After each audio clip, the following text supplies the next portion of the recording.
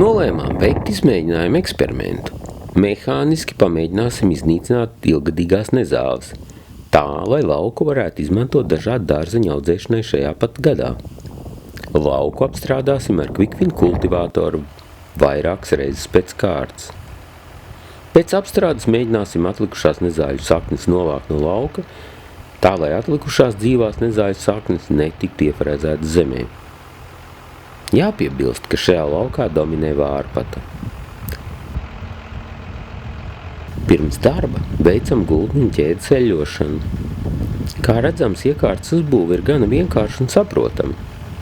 Vienu reizi jau mainījām lielo zobratu, kas izrādījās ir standarta zobrats un nopērkams gultņu veikalā. Iekārta gana veiksmīgi izmet visas saknes virspusē, kur tām ir paredzēts izkalt saulē. Kopumā mēs esam apmierināti ar šo kultivātoru. Graudu laukos mēs to lietojam tikai vienu reizi, taču dārzeņiem nākas darbību atkārtot. Taču nevienmēr sanāk to izmantot pēc pavasara aršanas, jo pietrūkst laika. Tāpēc ar šo kultivātoru apstrādājam tikai tos laukus, kur augs dārzeņi, un, ja sanāk, tad arī pirms auzām.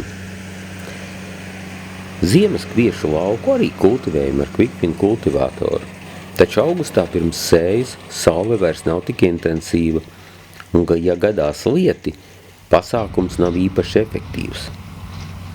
Lauku galu nākas apstrādāt gana rūpīgi, jo tur nezālēm parasti sanāk vislabēlīgākie apstākļi. Ir pagājušas 5 dienas, un šķietam visas nezāles pavasara saulē ir izkaltušas.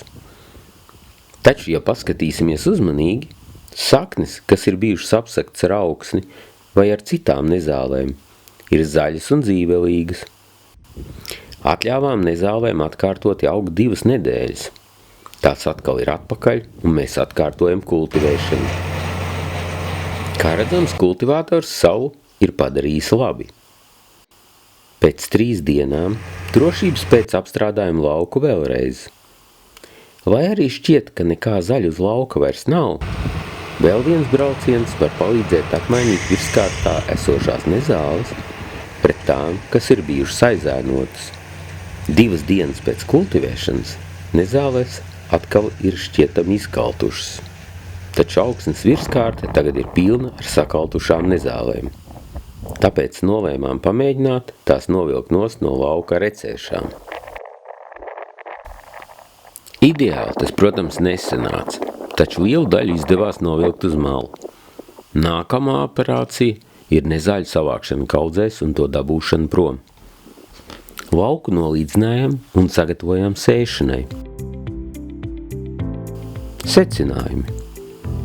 Jāsaka, ka lai arī šajā eksperimentā mēs atbrīvojamies no lielas daļas ilgadīgajām nezālēm, tas tomēr nesniedz cerēto gandarījumu. Darbs tika ieguldīts, kopumā pagāja ilgs laiks, un augsnes struktūru mēs panīcinājām pamatīgi.